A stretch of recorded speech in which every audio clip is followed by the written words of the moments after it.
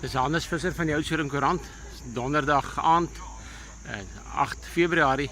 Ek is by die Oudtshoorn Inn in Oudtshoorn, waar vanaand die laaste aand is van die Ford Veteraan en Noag Tour. So wat 50 veteraan motors, waarvan 38 Ford modelle was hierdie week in Oudtshoorn gewees.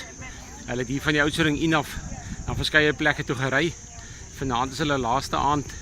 Hulle het 'n gala diner wat die mense in periode kostuums gaan aantrek uit die vroeë 1900s. Hier is 'n groot aantal belangstellendes van die dorp wat hier rondstap en na die karre kyk. Die motors vertrek môreoggend, Vrydagoggend terug na George toe, waar hulle deel gaan wees van die ou motorskou tot Sondag. Hulle het 'n aantal grondpaaie gery en die motors gaan net so gelaat word met die stof aan vir die uitstalling in George, om te wys hulle die paaie aangedurf.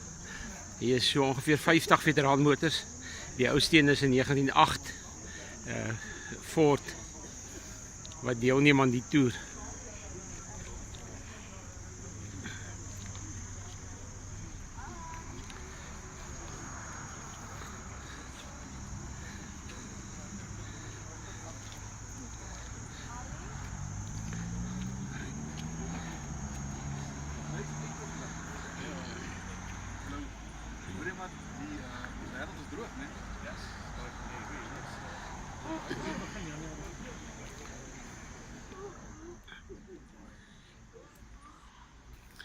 As die motors môreoggend van hier af vertrek, dan gaan hulle oor die Robinson Pas terug na George toe.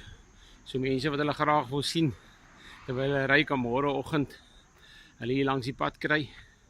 As hulle oor die Robinson Pas ry, hulle vertrek so 9 uur hier en hulle behoort so teen 4 uur môre middag in George te wees.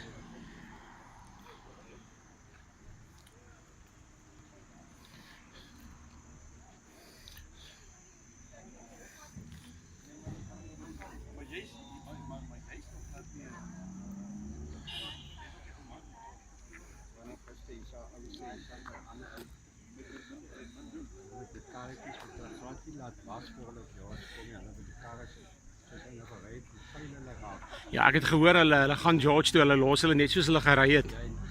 Ja. Hoe laat vertrek hulle môreoggend van hier af? So na so 8:30, 9 se kant.